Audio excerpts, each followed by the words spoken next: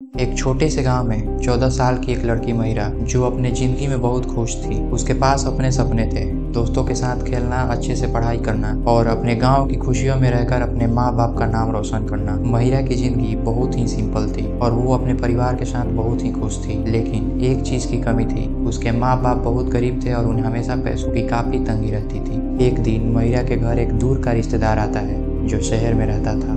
उसने महिरा के माँ बाप को कहा कि मैं महिरा को शहर ले जाना चाहता हूँ, वहाँ वो अच्छे से पढ़ाई कर पाएगी और वो अच्छी जॉब करके अपनी जिंदगी बनाएगी। तुम्हारे पास तो उसके शादी के लिए भी पैसे नहीं होंगे, लेकिन अगर तुम उसे हमारे साथ भेजोगे तो उसकी जिंदगी और साथ तुम्हारी जिंदगी भी बेहतर हो जाएगी। महिरा के माँ बाप उस रिश्तेदार का बेचैन दिल से बातें सुनते हैं और अपनी बेटी को उसके साथ भेजने का फैसला लेते हैं। महिरा को लगा ये एक नया मौका है उसके जिंदगी को बेहतर बनाने का। महिरा जब उस रिश्तेदार के साथ शहर पहुंचती है तो उसके सपने तो छोड़ो, उसकी पूरी जिंदगी बदल जाती है। उस रिश्तेदार ने महिरा को एक दलाल के थ्रू बेच दिया। महिरा को एक बूढ़े आदमी से शादी करवाई गई जो लगभग उससे 3 गुना बड़ा था, लगभग 45 साल का। अब महिरा को उसके नया घर उसके लिए कैद खाना लगने लगा था। उसकी हर एक हरकत पर नजर रखी जाती थी। उसे सुबह से लेकर शाम तक काम करने के लिए मजबूर किया जाता था, खाना बनाना, सफाई करना और एक ऐसे परिवार की सेवा करना जो कभी भी उसे अपना नहीं समझता था। हर दिन महिरा सामाजिक और मानसिक अत्याचार का सामना करने लगी थी। उसके अपने परिवार से, अपने दोस्तों से और अपने पुराने सपनों से पूरी तरह से अलग कर दिया गया। शादी के बाद जो रिवाज थे उससे महिरा की जीवन नई और भयंकर दुनिया में बदल गई और उसका नया समाज उसे पराया समझता था। एक ऐसी लड़की जो सिर्फ बर्दाश्त की जा सकती थी, ना कि अपनाया जा सकती। उसे जिंदगी जीने का हक, सपने देखने का हक, सब कुछ उससे छीन गया था। कुछ साल गुजर गए। महिरा भूल चुकी थी कि आजादी क्या होता है। उसने अपनी माँ की आवाज को भुला दिया, बारिश के बाद अपनी गांव की खुशबू को याद नहीं रख पाई और अपने दोस्तों के साथ जो खुश रहने का एहसास था वो सब कुछ उससे दूर चला गया। दोस्तों, ये कहानी कोई काल्पनिक कहानी नहीं है, ये एक असली घटना है जो दिल को छू जाती है। बस कुछ प्राइवेसी के कारण लड़की का नाम चेंज कर दिया गया है ताकि उनकी पहचान सुरक्षित रहे। यह उन हजारों लड़कियों का सच्चाई है जो इंडिया के अलग अलग हिस्से जैसे बिहार, आसाम, झारखंड और वेस्ट बंगाल से अपनी इज्जत और अच्छी जिंदगी के सपने लेकर आती है। फिर उन्हें दुल्हन के बाजार में बेच दिया जाता है या फिर शादी के लिए उन जगहों पर भेज दिया जाता है जहां लड़कियों की कमी है, जहां लड़कियों और औरतों को सिर्फ एक चीज के जैसा समझा जाता है। उन्हें इस्तेमाल किया जाता है और कभी कभी तो उन्हें छोड़ भी दिया जाता है। हम सभी जानते हैं कि शादी एक लड़की के लिए उसकी जिंदगी का सबसे खूबसूरत और खास दिन होता है, लेकिन ये सिर्फ उन्हीं लड़कियों के लिए सच है जो अपनी शादी खुशी खुशी अपनी मर्जी से घर वालों के साथ करती है। ऐसे दिन उनकी जिंदगी में एक नई शुरुआत, नई उम्मीद और खुशियों का पैगाम लेकर आते हैं। लेकिन आइए समझते हैं कैसे कुछ लड़कियों को झूठे प्रॉमिसेस और बेहतर जिंदगी के सपने दिखाकर उन्हें बेचा जाता है, जहां उनकी जिंदगी की कोई कीमत नहीं होती है। उन्हें सिर्फ एक चीज के जैसा देखा जाता है जिसे बेचा जा सके। उनकी मनुष्यता और उनकी इज्जत इतना नीचे गिरा दी जाती है कि कभी कभी उनकी कीमत जानवर से भी कम समझी जाती है। उनका दर्द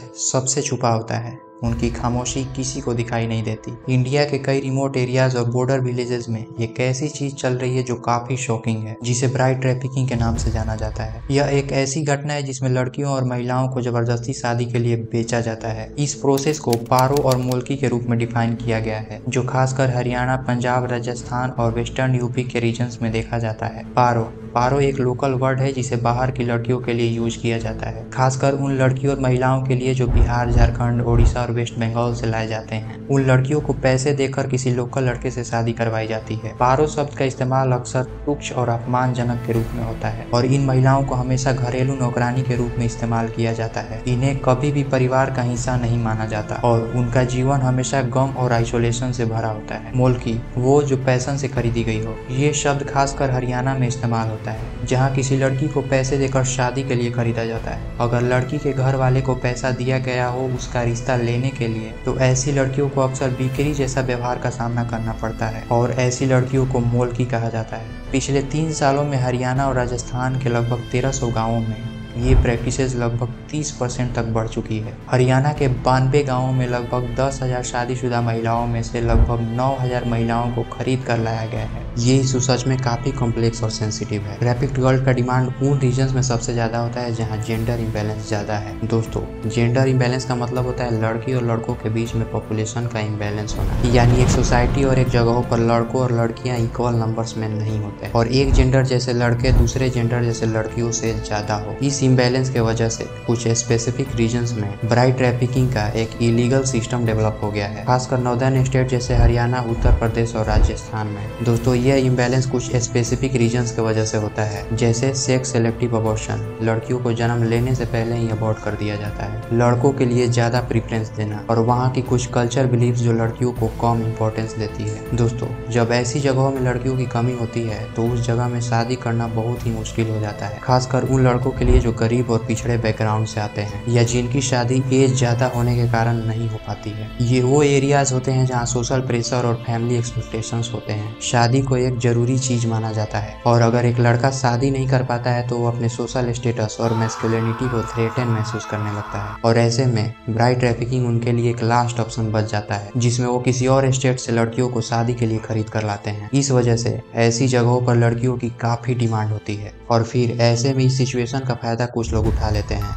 ये लोग वो हैं जो ब्राइड ट्रैफिकिंग के इलीगल नेटवर्क से जुड़े होते हैं। ये उनके लिए एक ऐसा मौका होता है जहां वो अपने फायदे के लिए दूसरों की जिंदगियों से खेलते हैं। दोस्तों, आइए समझते हैं कैसे एक ब्रोकर या मिडिलमैन इस ट्रैफिकिंग नेटवर्क में एक क्रूशियल रोल प्ले करते हैं। ये लोग अक्सर उन रूरल या बॉर्डर एरियाज से आते हैं जहां उनकी लोकल फैमिलीज के साथ एक गहरा पर्सनल कनेक्शन होता है। ये लोग बेचने और खरीदने वालों के बीच एक ब्रिज बनाने का काम करते हैं। ऐसे एरियाज में जहां एजुकेशन और अवेयरनेस काफी कम होती है, ट्रैफिकर्स आसानी से उन लोगों को अपने जाल में फंसा लेते हैं। इनको अपने टारगेट के लिए वो फैमिलीज को फंसाना ज्यादा आसान होता है जो गरीब होते हैं, जिनकी फाइनेंशियल और सोशल सिचुएशन इतनी खराब होती है कि वो अपने लाइफ को बेहतर बनाने के लिए कुछ भी करने को तैयार होते हैं। ये मिडिलमैन अपने आप को एक रिश्तेदार या दोस्त दिखाकर उन लोगों को आसानी से कन्विंस कर लेते हैं, जैसे लगता है कि वो सच में उनकी मदद करना चाहते हैं। ऐसी फैमिली जो अपनी बेटियों की जिंदगी को बेहतर बनाने के लिए कुछ भी करना चाहती है, उन्हें ये लोग एक खूबसूरत सपना दिखाते हैं। एक सपना जिसमें बेहतर जिंदगी, एक अच्छी जॉब और एक अच्छे घर में शादी और ना जाने क्या क्या। लेकिन ये सब बस सिर्फ एक खौफनाक चाल होता है और ये ब्रोकर्स हर लड़की को बेचने पर एक हैवी कमीशन लेते हैं। हर बार जब एक लड़की को शादी के लिए बेचा जाता है, उन्हें एक अच्छी कमीशन मिलती है। इनके लिए एक औरत का सपना और एक नौजवान का भरोसा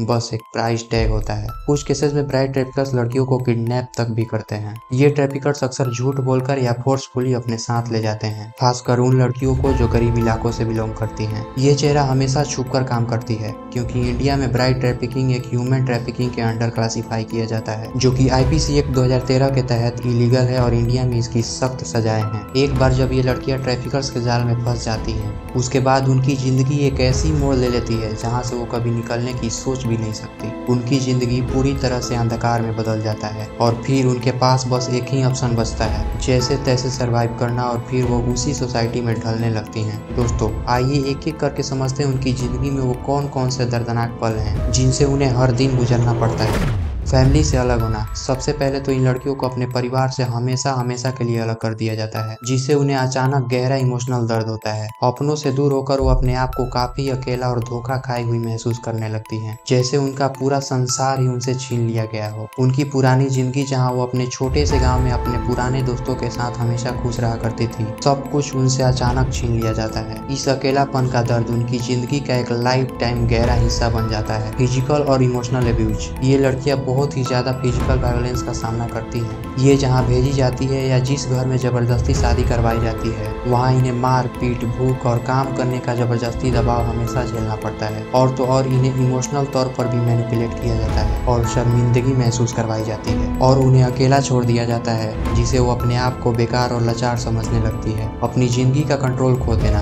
एक्ट एज अ स्लेव। उनका हर एक डिसीजन दूसरों के हाथ में होता है, जैसे कि वो कहाँ रहे, क्या खाए, क्या पहने। उन्हें अपनी जिंदगी के हर एक पल को किसी और की मर्जी से जीने के लिए मजबूर किया जाता है। Sexual exploitation. बहुत बार तो ये लड़कियां सेक्सुअल एक्सप्लॉयटेशन का शिकार होती हैं या उन्हें जबरदस्ती ये काम करने के लिए भेजा जाता है। उनकी शरीर और जज्बात दोनों बेच दिए जाते हैं, जैसे कि बस वो एक चीज हो जिसे बेचकर सिर्फ मुनाफा कमाया जा सके। Health risk. ये लड़कियां अक्सर गंदी और अनहेल्दी कंडीशंस में रहती हैं, जहां उन्हें प्रॉपर न्यूट्रिशन और मेडिकल केयर नहीं मिलती है। बहुत सी लड़कियां यंग एज में ही प्रेगनेंसी के लिए फोर्स की जाती हैं। उन्हें अपने शरीर का ख्याल ख्याल नहीं रखा जाता है, जिससे उनका फिजिकल हेल्थ भी काफी खतरनाक तरीके से अफेक्ट होता है। साइकोलॉजिकल ट्रॉमा, इन लड़कियों को जो साइकोलॉजिकल डैमेज होते हैं वो कभी ठीक नहीं होते। वो डिप्रेशन, एंग्जाइटी और होपलेसनेस से हमेशा जूझती रहती हैं। उनका इमोशनल ट्रॉमा उनके फिजिकल एब्यूज के बाद भी नहीं जाता और उन्हें हमेशा अपनी जिंदगी नॉर्मल नहीं लगती। ये सारी चीजें उनके लिए एक बहुत बड़ी इमोशनल बर्डन बन जाती है, जो उन्हें लाइफ टाइम फील होता है। स्टिग्माइजेशन और सोशल रिजेक्शन, जब लड़कियां कभी कभी बचकर निकल जाती है, रेस्क्यू की जाती है, तब भी सोसाइटी उन्हें अपनाने के बजाय शर्मिंदा करती है। उन्हें ब्लेम किया जाता है, उन्हें टीज किया जाता है और फिर वो अपने पुरानी जिंदगी में ढल नहीं पाती हैं और उन्हें हर जगह स्टिग्मा और रिजेक्शन का सामना करना पड़ता है। साइकिल का चलना, इन लड़कियों के पास ना ही एजुकेशन होती है, ना ही एम्पावरमेंट। ये अपने बच्चों को उन्हीं स्ट्रगल्स और ऑपरेशंस में रेज करती हैं जिनसे ये खुद गुजरी होती हैं, जिसके बाद उनके बच्चों के साथ भी वही लाइफ रिपीट होता है। इससे एक एंडलेस साइकिल चलती रहती है, जिसमें जेंडर और इनइक्वालिटी का सिलसिला कभी नहीं थमता। सपने और पहचान का खो जाना, ये लड़कियां जो कभी अपने सपनों और एक्सपीरियंस के साथ जीती थी,